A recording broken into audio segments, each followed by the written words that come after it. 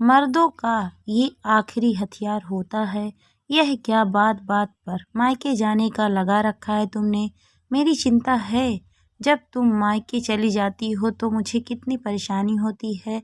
कुणाल अपनी पत्नी सीमा पर भड़क रहा था। कई महीने से सीमा नोट कर रही थी। कुणाल हर छोटी छोटी बात पर रिएक्ट करता, लेकिन आज तो हद हो गई। तुम पर सिर्फ मेरा अधिकार है। तुम ये मत भूलो कि अब तुम मेरी पत्नी हो। एक लड़की की शादी के बाद जब उसकी सारी जिम्मेदारी उसके पति और ससुराल वालों की होती है तो लड़की पर पहला अधिकार भी सबसे पहले उसके पति का होता है। शादी की पहले तुम्हारी इच्छाएं तुम्हारे घर वाले पूरा करते थे, अब मैं करता हूँ। क्या मैंने कभी कोई कमी रखी? तो हुआ ना तुम पर मेरा पहला अधिकार। कुणाल अपनी पत्नी सीमा से कहता है। सीमा भी कब गलत बात का साथ देती और चुप रहती। सीमा बोली, अच्छा, मैं कोई सामान हूँ जो आप मुझ पर अपना अधिकार जमा रहे हो? जो भी बातें आपने अभी अभी कही वो किस वेद पुराण में लिखी है? क्या आपने इन सभी चीज़ों के लिए कोर्ट से या मुझसे सहमति ली थी? मांग में सिंदूर क्या भर दिया? आपने मेरा स्वाभिमान खरीद लिया। आप ये भूल गए, आपने अगर मेरी ज़रूरतों को पूरा किया है तो मैंने भी अपने जीवन के इतने वर्ष आपके और आपके परिवार के नाम किया, तो ज़्यादा किसने किया इसका हिसाब लगाइए। तब सच सीमा की सास उर्मिला जी वही बैठी थी। वो बोली, हाय हाय बहू, ये कैसी बातें कर रही हो। कभी औरत भी पर उसके पति का अधिकार होता है। तुमने कुछ अनोखा नहीं किया जो तुम ऐसी बातें कर सकती हो।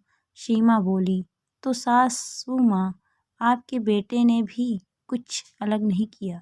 उन्होंने भी वही किया जो फर्ज था, और कम से कम गलत बात में आप अपने बेटे का पक्ष मत लीजिए।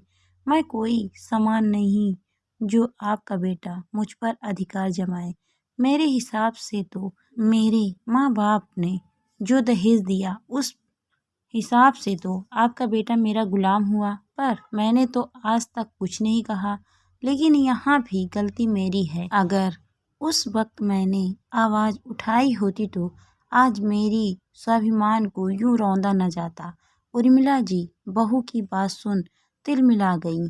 ये कैसी बात कर रही हो बहू? 4 किताबें क्या पढ़ ली और नौकरी क्या कर गई? तुम्हारे जो पाँव हैं वो ज़मीन पर टिक नहीं रहे हैं। सुन रहे हो कुणाल, तुम्हारी पत्नी क्या कह रही है? इसीलिए मैं कहती थी गांव की लड़की से ही शादी कर लो। सीधी साधी लड़की को इतनी परेशानी नहीं होती। इसके तो सपने ही इतने बड़े हैं कि कहाँ से इससे समझौता होगा। सीमा बोली, भूल जाइए, आजकल गांव की लड़कियां कोई गंवार नहीं बल्कि शिक्षित हो चुकी हैं।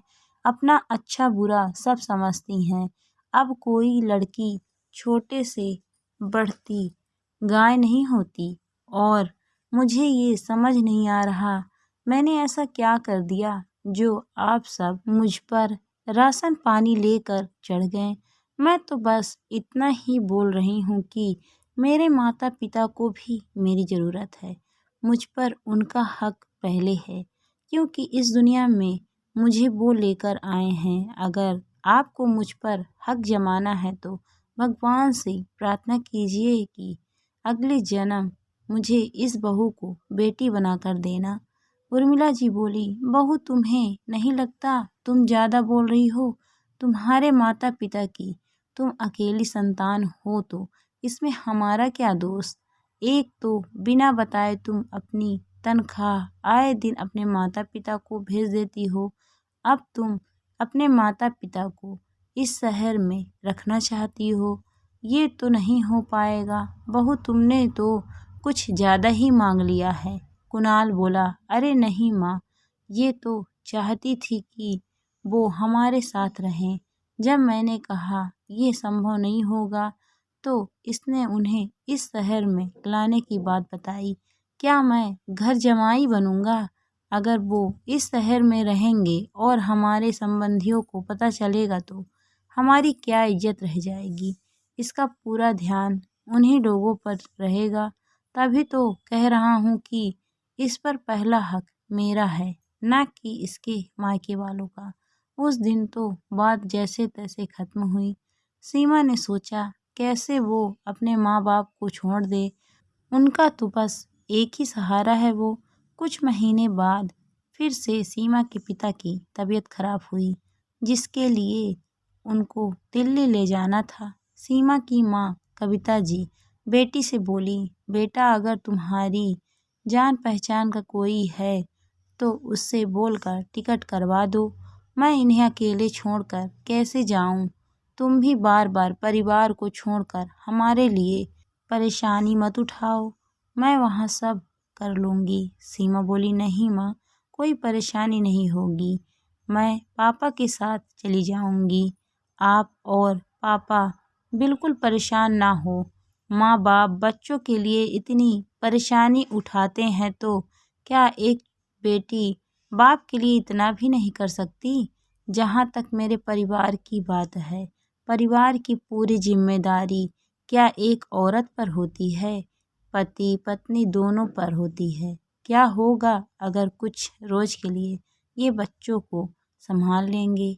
आप चिंता मत कीजिए, मैं टिकट करवा कर और छुट्टी लेकर आती हूँ। सीमा और उसकी माँ की बात उर्मिला जी ने सुनी। उनसे जरा भी सब्र ना हुआ और उन्होंने दफ्तर फ़ोन करके कुणाल को सारी बात बताई। जब कुणाल घर आया, सीमा रोज की तरह उसकी पसंद का खाना बनाई थी। वो बोला, क्या बात है, आज फिर कोई बात मनमाने के चक्कर में हो? अब ये मत कहना कि मायके जाना है या उन्हें यहाँ लाना है, क्योंकि मैं तैयार नहीं हूँ। उर्मिला जी मुस्कुरा रही थी। सीमा समझ गई। वो बोली, आज्ञा की ज़रूरत छोटों को पड़ती है। पति पत्नी का रिश्ता तो बराबरी का होता है। जैसे आपको खाना खिलाकर मैं अपना पति धर्म निभा रही हूँ और आपको ये बताकर कि मैं एक हफ्ते की छुट्टी लेकर अपने पिता को दिल्ली इलाज के लिए ले जा रही हूँ, वो एक पुत्री धर्म निभाऊंगी।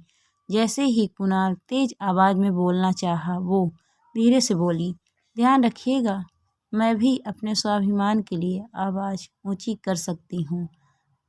बच्चे घर पर हैं, इसीलिए चुप हूँ, वरना आज जो आप करेंगे कल वही इनसे पाएंगे। उसने प्यार से बच्चों को खाना खिलाया और उन्हें कमरे में भेज दिया। उर्मिला जी आग बबूला हुई जा रही थी। जब बहू के सामने दाल नहीं गली तो अगले दिन उर्मिला जी ने सीमा को बिना बोले सीमा की माँ को फ़ोन किया और बहुत कुछ बोली। कविता जी बेचारी कहती भी तो क्या कहती। उन्होंने बेटी को आने से जब मना किया तो सीमा समझ गई, पर उसने किसी की एक नहीं सुनी। जब पति ने कहा कि अगर तुम वहाँ गई तो मैं तुम्हें कभी लेने नहीं आऊँगा, सीमा मुस्कुराते हुए बोली, मर्दों का ये आखिरी हथियार होता है जिसे वे आखिरी वक्त पर अपनी पत्नी के स्वाभिमान को ठेस पहुंचाकर फिर इसका इस्तेमाल करते हैं। कुणाल बोला, मैं मजाक नहीं कर रहा। सीमा बोली, मैं भी मजाक नहीं कर रही हूँ। शादी को इतने साल हो गए, मैंने आपको पत्नी का सुख दिया, पिता बनने का सुख दिया, आपके घर परिवार को संभाला और नौकरी करके अपना सहयोग दिया। मुझे लगता है इतनी जिम्मेदारी और इतना समय एक औरत के लिए बहुत होता है। आप भूल रहे हैं, मैं माँ पत्नी होने से पहले एक बेटी हूँ और मैं अपने बेटी होने के फर्ज को भी निभाना है। आप अपने बच्चों को संभालिए, मैं अपने पिता को संभालने जा रही हूँ। बस जब बच्चे आपसे सवाल करें तो उन्हें सच्चाई बताइएगा, आपको आपका जवाब मिल जाएगा। इतना कहकर वो चली गई। सीमा कुछ घंटे में अपने माता पिता के पास पहुंची और उसी रात की फ्लाइट से पिता को दिल्ली ले गई। उन्हें उनको डॉक्टर को दिखाया और एक हफ्ते बाद वापस मायके लौट आई।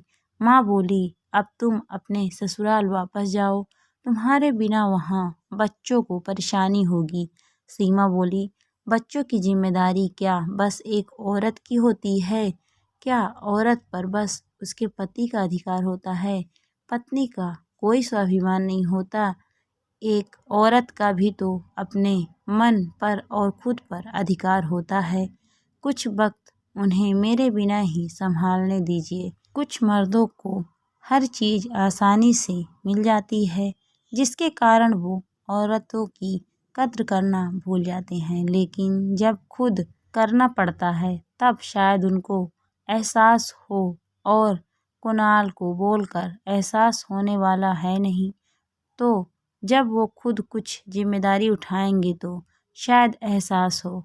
एक ही हफ्ते में कुणाल और उर्मिला जी की हालत खराब हो गई। बच्चों के सवालों का जवाब वो दे नहीं पा रहे थे। सीमा की बेटी जो किरण 14 साल की थी, उसने अपनी माँ को फ़ोन किया और सारी बात बताई।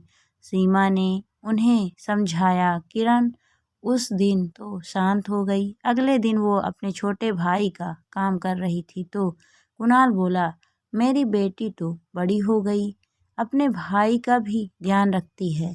किरण बोली, मैं इसका ध्यान रखती हूँ, पर इस पर कभी अपना अधिकार नहीं दिखाऊंगी। उर्मिला जी बोली, देख रहे हो ये सब जरूर इसकी माँ ने इसे सिखाया होगा। कुणाल बोला, नहीं माँ, कोई भी माँ अपने बच्चों को गलत बात नहीं सिखाती।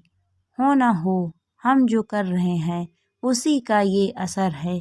बच्चे कहते नहीं हैं, पर देखकर वो सब समझते हैं। मेरी ही गलती है जो बात में इतनी रोज से समझ नहीं रहा था। मेरी बेटी के कुछ बातों ने मुझे समझा दिया। आप सोचिए, कल को अगर सीमा के पिता की जगह मैं रहा तो मुझे कैसा लगेगा।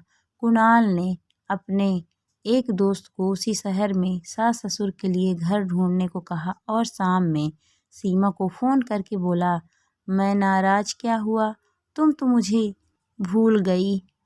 इतने साल का साथ क्या इतना कमज़ोर होता है कि साथी अगर भटक जाए तो क्या अगला उसे भूल जाता है? सीमा बोली, मैंने तो खुद पर और अपनी हर खुशी पर आपको पूरा अधिकार दिया, पर आपने खुशी और अधिकार चुना और जिम्मेदारी और मेरे स्वाभिमान को भूल गए।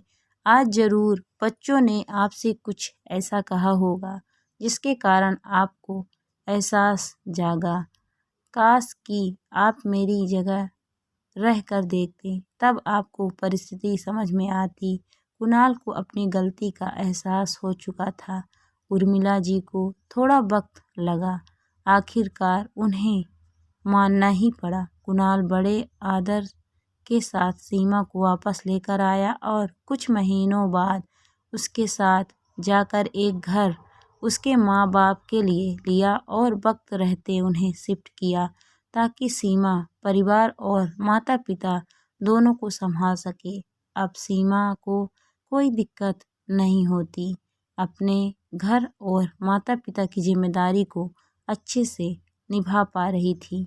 दोस्तों, शादी के बाद ससुराल वाले चाहते हैं कि बहू से अपने ससुराल की जिम्मेदारी उठाए, हर फैसला अपने ससुराल वालों और पति के मुताबिक ले, मगर वे भूल जाते हैं कि बहू उनकी खरीदी हुई कोई जायदाद नहीं है जिस पर सिर्फ उनका ही अधिकार हो। वह भी किसी की बेटी बहन होती है और उन रिश्तों के प्रति भी उसकी कुछ जिम्मेदारियां होती हैं जो कभी खत्म नहीं होती। पर ससुराल के दबाव में आकर हुए अपने मायके से दूरी बना लेती हैं। आखिर कब तक बहू को त्याग करते रहना पड़ेगा? दोस्तों, कहानी आपको कैसी लगी कमेंट करके ज़रूर बताइए। कहानी अच्छी लगी तो वीडियो को लाइक शेयर करें। अगर आप मेरे चैनल पर नए हैं तो प्लीज़ मेरे चैनल को सब्सक्राइब भी करें। Thank you for watching my video.